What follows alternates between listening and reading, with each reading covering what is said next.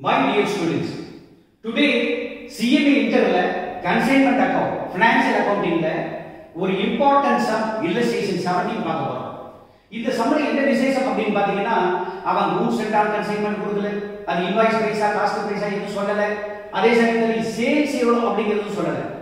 இப்போ என்னன்னா கன்சைனி நார்மலா என்ன பண்ணுவாரு, அவர் எவ்வளவு சேல் பண்ணாரோ அவருக்கு கொடுக்க வேண்டிய கமிஷன், அவருக்கு வர வேண்டிய பேட் டெப்ஸ் லிஸ்ட் பண்ணிட்டு, அவர் ஏதாவது அட்வான்ஸ் பண்ணிருந்தா அதை லிஸ்ட் பண்ணிட்டு, அப்ப மீதி இருக்கிற அமௌண்ட் தான் நமக்கு அனுப்புவார்.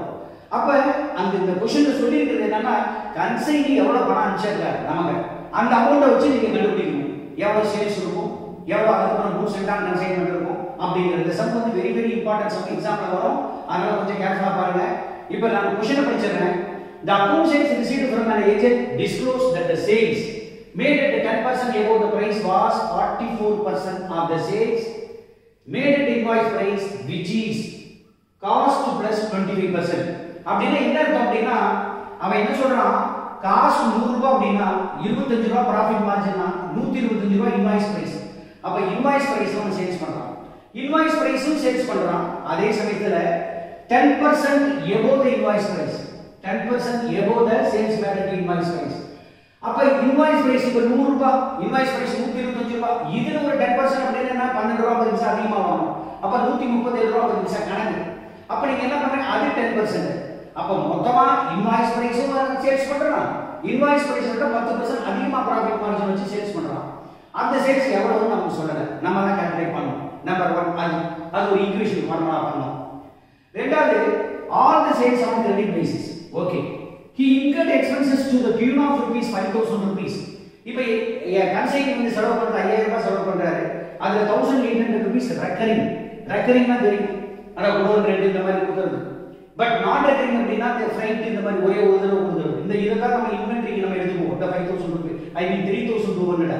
இந்த 5000ல 1800 ரெக்கரிங், அப்ப நான் ரெக்கரிங் தான் ரிமைனிங் 3200 rupees. அத கொஞ்சம் பாத்துங்க. And then forwarding charges of consign are rupees 2400. Other two bank ல போட்டு நம்ம போடுறோம். The agent has remitted the due from him from the bank. எவ்வளவு எல்லா செலவும் போக அவன் எவ்வளவு அனுப்புறான் அப்படினா 4,11,650 அனுப்புறான். அப்ப அவன் என்ன பண்ணுவான், அவனுக்கு வேண்டிய கமிஷன் எடுத்துக்குவான், அவன் செலவு பண்ணத எக்ஸ்பென்சஸ் எடுத்துக்குவான், அவன் கொடுத்த அட்வான்ஸ் எடுத்துக்குவான். இதெல்லாம் கொடுத்தது போக மீதி அமௌண்ட் மட்டும் நம்ம கிட்ட கொடுத்திருக்கான். அப்ப இத நம்ம பேஸ் பண்ணி அப்ப எவ்வளவு அவன் கொடுத்திருப்பான், எவ்வளவு சேவ் பண்ணிருப்பான் அப்படின்னு நம்ம கண்டுபிடிக்கணும். நம்பர் 1 சேல்ஸ் அமௌண்ட் இதுல இருந்து பண்ணிக்கலாம். அப்ப நீங்க என்ன சேல்ஸ் வந்து x னு வச்சுக்கலாம். அப்ப கமிஷன் எவ்வளவு சொல்றோம் 5%. அப்ப x ல 5% கமிஷன்னா என்ன, அப்ப 0.05 கமிஷன் வரும். அப்ப x minus 0.05 கமிஷன். அதுக்கு அப்புறம் என்ன பண்றான், 10000 rupees அட்வான்ஸ் கொடுத்திருக்கான், அத லெஸ் பண்ணிக்குவான். அது இல்லாம ஒரு 5000 எக்ஸ்பென்சஸ் பண்ணிருக்கான், அதையும் எடுத்துக்குவான். மீதி அமௌண்ட் தான் எவ்வளவு அப்படினா அப்ப x எவ்வளவு, அப்ப x அப்படிங்கிறது நம்ம என்ன பண்ணணும்னா x தான் உங்களுக்கு வந்து சேல்ஸ். அப்ப சேல்ஸ் அமௌண்ட் கிடைச்சு, சேல்ஸ் அமௌண்ட் கிடைச்சு அந்த சேல்ஸ்ல ரெண்டு சேல்ஸ் இருக்கு, அதாவது இன்வாய்ஸ் சேல்ஸ் இருக்கு more than 10%. அது ஒரு ஈக்குவேஷனா பார்த்துட்டு அதுல 25% மார்ஜின் எவ்வளவு, அப்ப 10% above 25% மார்ஜின் எவ்வளவு அப்படின்னு அத நம்ம தனியா கண்டுபிடிக்க போறோம். அதுக்கு அப்புறம் the unsold stock at the original cost lying with the agent 50,000 rupees. இன்னும் காஸ்ட் பிரைஸ்ல 50000 ரூபாய் ஸ்டாக் இருக்கு அப்படின்னு சொல்றோம். இத பேஸ் பண்ணி நம்ம இந்த சம் போடணும். அப்ப கூட்ஸ் அண்ட் கன்சைன்மென்ட் கொடுத்து கண்டுபிடிக்க போறோம், சேல்ஸ் கொடுத்து அத நம்ம கண்டுபிடிக்க போறோம். அதுக்கு அப்புறம் ஸ்டாக்ல இந்த இது கொடுத்திருக்கோம், இது இன்வாய்ஸ் பிரைஸ்ல கண்டுபிடிச்சு அதுக்கு லோட் எடுக்கணும். இத டீடைலா நம்ம போர்ட்ல நம்ம எக்ஸ்பிளைன் பண்ண போறோம். இப்போ பாருங்க, computation of sales and commission. அவன் என்ன பண்றான், அவன் வந்து ஒரு அமௌண்ட் சேல் பண்ணிருக்கான், எவ்வளவு அமௌண்ட் தெரியாது, பட் அவன் ஒரு அமௌண்ட் கொடுக்குறான். எவ்வளவு அமௌண்ட் கொடுக்குறான் அப்படின்னு சொல்லி பாத்தீங்கன்னா 4,11,650. அப்ப ஃபைனல் அமௌண்ட் ரிசீவ்ட் யார்கிட்ட, கன்சைனார் கிட்ட இருந்து, from கன்சைனார் வர்ற அமௌண்ட், அத சாரி கன்சைனி கிட்ட இருந்து வர்ற அமௌண்ட் இந்த அமௌண்ட் வருது. சேல்ஸ் நமக்கு தெரியாது, ஆனா என்ன சொல்றான் 5% கமிஷன் அவங்களுக்கு தரணும், கமிஷன் பொறுத்த வரைக்கும் 5% தரணும். அதனால என்ன பண்றான் 10,000 rupees bills receivable கொடுத்திருக்கான், அத டிடெக்ட் பண்ணிக்குவான். எவ்வளவு சேல்ஸ் பண்றான்னு தெரியாது, சேல்ஸை கண்டுபிடிக்க போறோம். அந்த சேல்ஸ்ல இருந்து bills receivable 10,000 லெஸ் பண்ணிக்குவான், அவனுக்கு பெற வேண்டிய கமிஷன் லெஸ் பண்ணிக்குவான். அது இல்லாம அவன் எக்ஸ்பென்சஸ் பண்ணிருக்கான் ஒரு 5,000 rupees, அதுல ரெக்கரிங் இருக்கு, நான் ரெக்கரிங் மொத்தமா 5,000 பண்ணிருக்கான், அதையும் லெஸ் பண்ணிக்குவான். லெஸ் பண்ணிட்டு போற மீதி அமௌண்ட் தான் எவ்வளவு. அப்ப நம்ம என்ன பண்ணோம் அப்படின்னா இதுல லெட் சேல்ஸ், இது மேக்ஸிமம் எல்லாமே கிரெடிட் சேல்ஸா சொல்லலாம். சேல்ஸ் வந்து x னு வைங்கன்றோம். x னு வச்சா கமிஷன் எவ்வளவு வரும், கமிஷன் எவ்வளவு எக்ஸ்ல கமிஷன்ல 5%. அப்ப 5% on x அப்படினா அப்ப என்ன வரும்னா 5/100 ன்னு நீங்க போடுங்க அப்படினா அப்ப 0.05x இதுதான் வந்து கமிஷன். அப்ப xங்கிறது வந்து நீங்க சேல்ஸ் ஆவச்சிட்டீங்க, கமிஷன்ங்கிறது வந்து இது வந்துருச்சு. அது இல்லாம எக்ஸ்பென்சஸ் ஒரு 5000 ரூபாய் செலவு பண்ணிருக்கான் ஆச்சுங்களா. அதுக்கு அப்புறம் பில்ஸ் ரிசீவபிள் ஒரு 10000 ரூபாய் கொடுத்துறலாம். அப்ப இவ்வளவுதான் அமௌண்ட் வாங்குறது இவ்வளவு. அப்ப நீங்க என்ன ஃபார்முலா அப்படினா இதுக்கு amount received from final amount received from consignee எவ்வளவு 4,11,650. இது ஃபைனல் அமௌண்ட் ரிசீவ் பண்றது கன்சைனி கிட்ட இருந்து. ஆனா நம்ம என்ன பண்றோம் சேல்ஸ்ல இருந்து இதுல வந்து பேட் டெப்ட்ஸ் வருது. பேட் டெப்ட்ஸ் வந்து ஒரு 850. அப்ப மொத்தமா சேல்ஸ் வந்து x ன்னு வச்சிருக்கோம். ஆனா நமக்கு x ல ஃபுல் அமௌண்ட் அப்படியே வந்திருக்காது. அதுல 850 ரூபீஸ் பேட் டெப்ட்ஸ். அப்ப அது போயிடும். அப்ப சேல்ஸ்ல இருந்து 850 வந்திருக்காது இந்த அமௌண்ட். அப்ப x - 850 தான் நம்ம ரிசீவ் பண்ணிருப்பான். அதுல இருந்து நம்ம என்ன பண்ணிருப்பான் கமிஷன் வர எடுத்துக்குவான் 0.05x எடுத்துக்குவான். அது இல்லாம என்ன பண்ணுவான் 10000 ரூபாய் அவன் பில்ஸ் கொடுத்திருக்கான் அதை லிஸ்ட் பண்ணிடுவான். அது இல்லாம என்ன பண்ணுவான் எக்ஸ்பென்சஸ் பண்ணிருக்கான் 5000 ரூபாய் ஸ்பெண்ட் பண்ணிருக்கான். அப்ப இது வந்து ஒரு ஈக்குவேஷன். இந்த ஈக்குவேஷனை நீங்க பண்ணணும். இப்ப பாருங்க 4,11,650 ஈக்குவல் டு இப்ப இந்த x இந்த x நீங்க ஒண்ணு கொண்டு வாங்க. இது வந்து வெறும் x அப்படினா ஒரு x ன்னு அர்த்தம். ஒரு x ல 0.05x போச்சு அப்படினா 0.95x ன்னு அர்த்தம். அப்ப இத நீங்க கன்வர்ட் பண்ணுங்க. மீதி இருக்கிற -850 -10,000 -5,000 தர அப்படியே வச்சுக்கலாம். அப்ப நீங்க 0.95x -850 இப்ப நீங்க இதெல்லாம் ஆட் பண்ணுங்க. மைனஸ் தான இருக்கு 10,000 15,000 15,850 ஆயிடும். இந்த மைனஸ் எங்க வந்தா பிளஸ் ஆயிடும். அப்ப 4,11,650 பிளஸ் 15,850 ஈக்குவல் டு 0.95x. அப்ப x எவ்வளவு? அப்ப நீங்க இந்த ரெண்டையும் ஆட் பண்ணுங்க. அதாவது 4,11,650 மைனஸ் அந்த பிளஸ் 15,850 அப்படினு பாத்தீங்கன்னா 4,27,000 அப்படினு 500 வரும். 4,27,500 அப்படினா இந்த 95 கீழ போகும் 0.95 கீழ போகும். அப்ப x நீங்க பாருங்க டிவைடட் பை 0.95 போட்டீங்கன்னா 4,50,000. அப்ப சேல்ஸ் வந்து 4 லட்சம் ரூபாய். அப்ப இது சேல்ஸ், இதுதான் வந்து சேல்ஸ் கண்டுபிடிச்சோம். கமிஷன் எவ்வளவு? அவனுக்கு கொடுக்கிற கமிஷன் 5%. அப்ப into 5% so 22,500. அப்ப இரண்டையும் கண்டுபிடிச்சோம். இப்போ இந்த சேல்ஸ் வச்சிட்டு அது இன்வாய்ஸா இல்ல எபோ 10% ஓவர் இன்வாய்ஸா அதை வச்சிட்டு அது இன்வாய்ஸ் பிரைஸ் எவ்வளவு, காஸ்ட் பிரைஸ் எவ்வளவு, இன்னும் எவ்வளவு ஸ்டாக் இருக்கு அப்படிங்கிற அந்த ஈக்குவேஷன் வச்சிட்டு கூட்ஸ் அண்ட் கன்சைன்மென்ட் எப்படி கண்டுபிடிக்கணும். இப்போ நம்ம சேல்ஸ் கமிஷன் கண்டுபிடிச்சோம். இத அப்படியே காமிக்கலாம். சோ இப்ப பாருங்க கூட்ஸ் அண்ட் கன்சைன்மென்ட் நம்ம கண்டுபிடிக்கணும். நமக்கு தெரியுது சேல்ஸ் எவ்வளவு அப்படின்னு தெரிஞ்சிருச்சு 4,50,000. இந்த 4,50,000 சேல்ஸ் நம்ம கண்டுபிடிச்சிட்டோம். இதுல ரெண்டு விதமான சேல்ஸ் இருக்கு. அதாவது இன்வாய்ஸ் பிரைஸ் சேல்ஸ் இருக்கு. இன்வாய்ஸ் பிரைஸ்னா at rupees 125 சேல்ஸ் இருக்கு. அதே சமயத்துல 10% ஓவர் இன்வாய்ஸ் பிரைஸ். அப்பனா என்ன இந்த 125 plus 10% அப்படினு அர்த்தம். அதாவது 137.5 rupees. அதாவது 137 ரூபாய் 50 பைசா கிட்டத்தட்ட இருக்கு, 125 ரூபாய் கிட்டத்தட்ட இருக்கு. இந்த ரெண்டு சேல்ஸ் இதுல அடங்கி இருக்கு.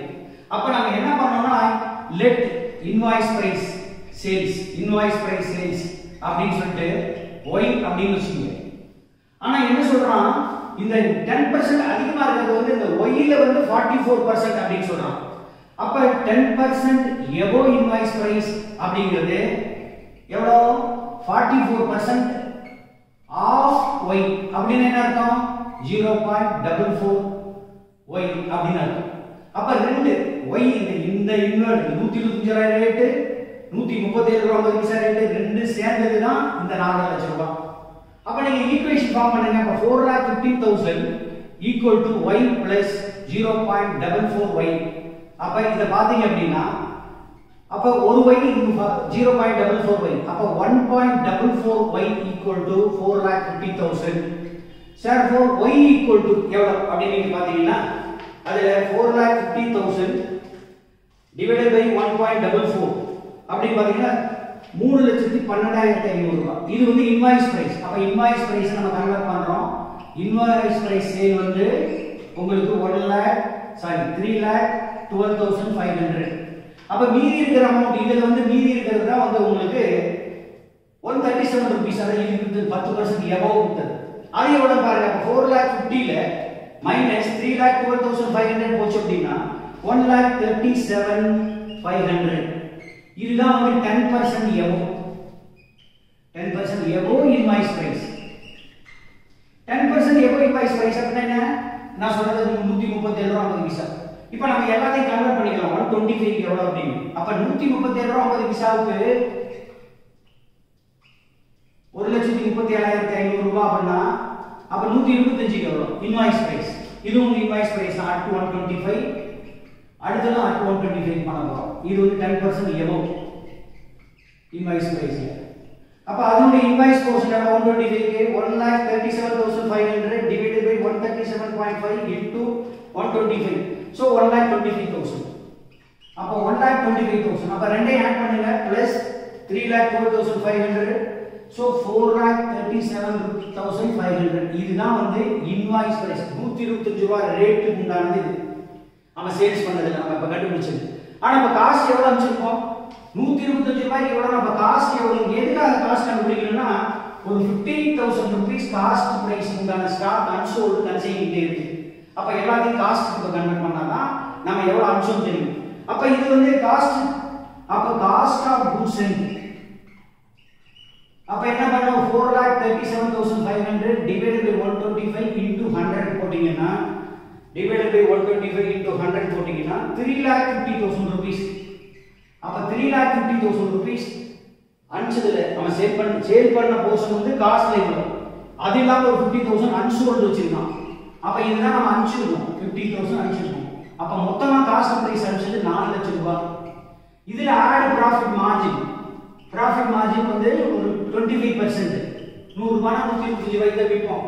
அப்ப இதுல 25% தான் 1 lakh. அப்ப மொத்தம் 5 lakhs தான் வந்து இன்வாய்ஸ் பிரைஸ். அப்ப கூட்ஸ் சென்ட் ஆன் கன்சைன்மென்ட் நம்ம கன்சைன்மென்ட் அக்கவுண்ட் போட போறோம். இந்த புக்ஸ் ஆஃப் கன்சைனார்ல கன்சைன்மென்ட் அக்கவுண்ட் போட போறோம். In the books of consignor. இதுல கன்சைனார் யாரு, கன்சைனி யாரு இதெல்லாம் சொல்லல. நீங்க அப்படியே போடலாம். நம்ம ஏற்கனவே நோட் எல்லாம் ப்ரிப்பேர் பண்ணிட்டோம். அதுல to goods sent on consignment நம்ம பார்த்தோம். To goods sent on consignment.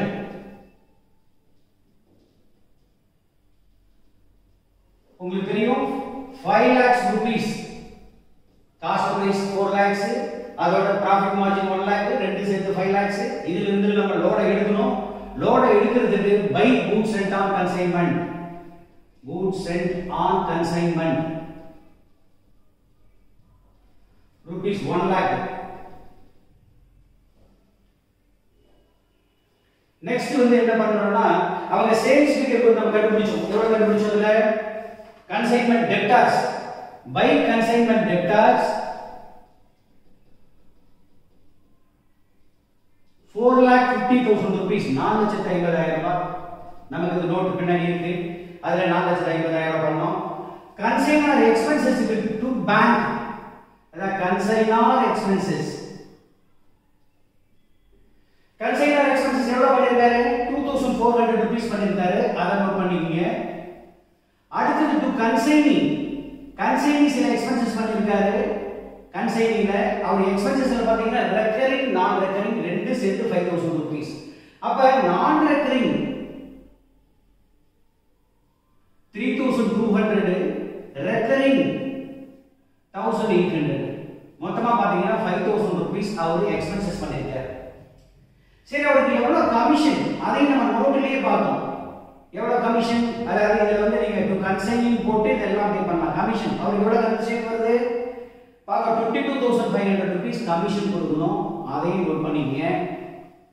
அதுக்கப்புறம் பேட் டெப்ட்ஸ் 850 இருக்கு. இங்க டெல் கிரெடிட் கமிஷன் நம்ம கொடுக்கல. டெல் கிரெடிட் கமிஷன் கொடுக்கல அப்படினா என்ன பண்ணோம்? அந்த அமௌண்ட் வந்து நம்ம கன்சைனரா எடுத்துக்கணும்.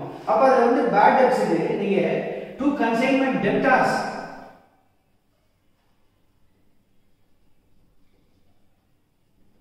850 அந்த 850 ரூபாய் எடுத்துங்க. அடுத்து க்ளோசிங் ஸ்டாக் கண்டுபிடிக்கணும். வேற ஒண்ணும் இல்ல. இதுல 5,000 மீதி எல்லாமே போட்டோம். இப்போ ஸ்டாக் ஆன் கன்சைன்மென்ட் அத நம்ம கால்குலேட் பண்ண போறோம். By unsold stock on consignment closing stock இப்போ கால்குலேட் பண்ணலாம். ஆக்சுவலாக அவங்க என்ன சொல்லியிருக்காங்க, கொஸ்டினில் 50,000 rupees காஸ்ட் ப்ரைஸ் அப்படின்றான். அப்போ காஸ்ட் ப்ரைஸ் வந்து 50,000 rupees, அந்த ஸ்டாக்கோட வேல்யூ காஸ்ட் ப்ரைஸ். அப்போ இன்வாய்ஸ் ப்ரைஸ் என்ன இருக்கும், 25% ஆன் காஸ்ட் ப்ரைஸ் நீங்கள் ஆட் பண்ணணும். அப்போ நீங்கள் ஆட் பண்ணீங்கன்னா என்ன வருது பாருங்க, 50,000ல into 25% ஆட் பண்ணீங்கன்னா 12,500. அப்போ இன்வாய்ஸ் ப்ரைஸ் ஆஃப் ஸ்டாக் எவ்வளோ அப்படின்னா 62,500 rupees. இதுதான் ஐபி இன்வாய்ஸ் ப்ரைஸ். இப்போ இது இல்லாமல் நம்ம கன்சைனர் எக்ஸ்பென்சஸ் ஆட் பண்ணணும், கன்சைனிங் எக்ஸ்பென்சஸ் ஆட் பண்ணணும். கன்சைனர் எக்ஸ்பென்சஸ் எவ்வளோ, கன்சைனர் எக்ஸ்பென்சஸ் வந்து 2,400 rupees. அப்போ இந்த 2,400 rupees நீங்கள் ஆட் பண்ணுங்க, அதாவது எவ்வளோ ப்ரொபோஷனட் ஆட் பண்ணுங்க. 2,400 கன்சைனர் எக்ஸ்பென்சஸ் பண்ணியிருக்காரு, எவ்வளோ அப்படின்னா 5 lakhs இது இன்டு அப்போ 62,500 ரூபாய்க்கு எவ்வளோ, இந்த இன்வாய்ஸ் ப்ரைஸிங் எவ்வளோ, அப்போ 62,500க்கு எவ்வளோ அப்படின்னு பார்த்தீங்கன்னா அப்போ 2,400 divided by 5 lakh into 62,500 அப்படின்னா 300 rupees. அப்போ இந்த 300 rupees ஆட் பண்ணிக்கீங்க. அடுத்தது consigning expenses, add consigning expenses. Consigning எவ்வளோ செலவு பண்ணியிருக்காரு, அவரது எந்த எக்ஸ்பென்சஸ் எடுக்கணும், 2 எக்ஸ்பென்சஸ் இருக்கு, நீங்கள் நான் ரெக்கரிங் மட்டும் எடுக்கணும். அப்போ 3,200 செலவு பண்ணியிருக்காரு. எவ்வளவு செலவு பண்ணியிருக்காரு, இன்வாய்ஸ் ப்ரைஸ் ஆஃப் 5 lakhsக்கு அவ்வளோ செலவு பண்ணியிருக்காரு. அப்போ 5 lakh 3,200 அப்படின்னா invoice price of closing stock 62,500 எவ்வளோ. அப்போ நீங்கள் பார்த்தீங்கன்னா 3,200 divided by 5 lakhs into 62,500 அப்படின்னு பார்த்தீங்கன்னா 400 rupees இவரு செலவு பண்ணியிருக்காரு. அப்போ இன்வாய்ஸ் வேல்யூ அது அதோட க்ளோசிங் ஸ்டாக் வேல்யூ எவ்வளோ இருக்கும் அப்படின்னு பார்த்தீங்கன்னா 62,500 plus 300 plus 400, ஸோ 63,200 rupeesனா இந்த அன்சோல்டு ஸ்டாக் ஆன் கன்சைன்மென்ட்ல க்ளோசிங் வேல்யூ. அப்ப 63,200. அவ்வளவுதான், நீங்க எல்லா ஐட்டமும் நம்ம போட்டுட்டோம். இப்போ நீங்க வந்து ஃபைனலைஸ் பண்ணீங்கன்னா பேலன்சிங் பண்ணீங்கன்னா உங்களுக்கு ப்ராஃபிட் வந்துடும். இப்போ 4,50,000 பிளஸ் 1 lakh பிளஸ் 63,200. ஸோ அப்படி பார்த்தீங்கன்னா 6,13,300 அதை போட்டா 6,13,200 சாரி 6,13,200 அதுல minus 5 lakhs minus 2,400 minus 5,000 minus 22,500 minus the bad debts over 850 minus our stock is over 12,500 போட்டீங்கன்னா 69,950. It is profit on consignment. So profit on consignment எவ்வளவு வருது பாருங்க, 69,950. 69,950. இப்போ நம்ம ஏஜென்ட்டோட அக்கவுண்ட் போடலாம். இத அப்படியே காப்பி பண்ணிக்கலாம். இப்போ கன்சைனிங் அக்கவுண்ட் கேட்டிருக்காங்க, ஏஜென்ட்ங்கிற பேர்ல கேட்டிருக்காங்க. அப்ப கன்சைனிங் அக்கவுண்ட் இந்த புக்ஸ் ஆஃப் கன்சைன்மென்ட்ல, அதாவது இந்த புக்ஸ் ஆஃப் கன்சைனார்ல கன்சைன்மென்ட் நம்ம ஏற்கனவே பார்த்துட்டோம். இப்போ கன்சைனி அதாவது ஏஜென்ட், கன்சைனில ஏஜென்ட்னுடைய அக்கவுண்ட் கேட்கலாம். இவர் என்ன பண்ணிருக்காரு அப்படின்னு பாத்தீங்கன்னா, உங்களுக்கு பில் ஒன்று கொடுத்திருக்காரு, பில்ஸ் ரிசீவபிள். அப்ப பை பில்ஸ் ரிசீவபிள் எவ்வளவு கொடுத்திருக்காரு, பில்ஸ் ரிசீவபிள் ஒரு 10,000 rupees கொடுத்திருக்காரு. அது இல்லாம எக்ஸ்பென்சஸ் ஒரு 22,500 ரூபாய், சாரி எக்ஸ்பென்சஸ் வந்து அவர் பண்ணது 5,000 rupees, ரெக்கரிங் நான் ரெக்கரிங் ரெண்டு சேர்த்து. அப்ப பை என்ன, கன்சைன்மென்ட், கன்சைன்மென்ட்காக செலவு பண்ணது எக்ஸ்பென்சஸ்ல ரெக்கரிங் எவ்வளவு 3,200, நான் ரெக்கரிங் எவ்வளவு 1,800 இது பண்ணோம். அது இல்லாம ஒரு கமிஷன் வரணும். கமிஷன் எவ்வளவு நம்ம கால்குலேட் பண்ணோம், 22,500 அது கமிஷன் இது வரணும். சரி, இப்போ இந்த 4 என்ட்ரி தான். ஆனா இதுல என்ன பண்ணிருக்காரு, அதாவது கன்சைன்மென்ட் டெப்டார்ன்றது பைசா வாங்கிருக்காரு, எல்லாமே கிரெடிட்ஸ் தான் வாங்கிருக்காரு. அது ஒரு பேட் டெப்ட்ஸ் வராது பைசா. மொத்தமா நம்ம சேல்ஸ் எவ்வளவு போட்டோம், 4,50,000 போட்டோம். அப்ப கன்சைன்மென்ட் ஆஃப் டெப்டார்ஸ்ல கன்சைன்மென்ட் டெப்டார்ஸ் அதுல மொத்தம் 4 லட்சம் ரூபாய் சேல் பண்ணது, அதுல ஒரு 850 போயிடுச்சு. 850 தானே, 850 போயிடுச்சு. அப்ப 4,49,150 இவ்வளவுதான் இருக்கும், இவ்வளவுதான் வாங்கியிருக்கோம். அப்ப கன்சைனி வாங்கின அமௌண்ட் எவ்வளவு, கன்சைனார் கொடுத்த அமௌண்ட் ஒரு 10,000 பில்ஸ் ரிசீவபிள், ரெக்கரிங் ஒரு 3,200, நான் ரெக்கரிங் ஒரு 1,200, கமிஷன் ஒரு 22,500. அப்ப இன்னும் எவ்வளவு பேலன்ஸ் வரும், இதை நீங்க பேலன்ஸ் பண்ண வேண்டியதுதான். அப்ப 4,49,150 4,49,150 minus 10,000 minus 3,200 minus 1,800 minus 22,500. So 4,11,650 இதுதான் ஃபைனல் ரெமிட் பண்ணோம். யாரு இந்த கன்சைனர் கொடுக்கணும். அப்ப நீங்க என்ன பண்ணணும்? பை பேங்க் அப்படினு போட்டு இந்த அமௌண்ட் அப்படியே 4,49,150 அப்படியே போட்டுட்டு இந்த அமௌண்ட் எவ்வளவு பேலன்ஸ் இருக்குது? 4,11,650. இதுதான் இது வந்து ஃபைனல் ரெமிட்டன்ஸ், கடைசியா வர வேண்டியது அவ்வளவுதான். அப்ப இந்த சம் பாத்தீங்கன்னா கொஞ்சம் கிரிட்டிக்கலா இருக்கும். இதுல வந்து கூட்ஸ் அண்ட் கன்சைன்மென்ட் கொடுக்கல, சேல்ஸ் கொடுக்கல, அது மேத்தமெட்டிக்கல் ஈக்குவேஷன் வச்சு எக்ஸ் எல்லாம் வச்சு நம்ம கண்டுபிடிச்சோம். அப்ப அதை கொஞ்சம் கேர்ஃபுல்லா பாருங்க. அதனால தான் இந்த சம்ம போட்டிருக்கோம், பாத்துக்கலாம்.